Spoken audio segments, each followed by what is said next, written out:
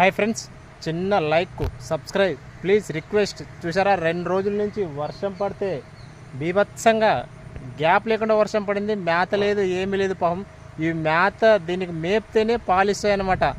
చాలా ఘోరం. ఎందుకంటే 2 రోజుల నుంచి నాన్ స్టాప్ వర్షం పడడం అంటే మామూలుగా కాదు. నించున్నాయి 1, 2, 3 వర్షానికి ఫ్రెండ్స్.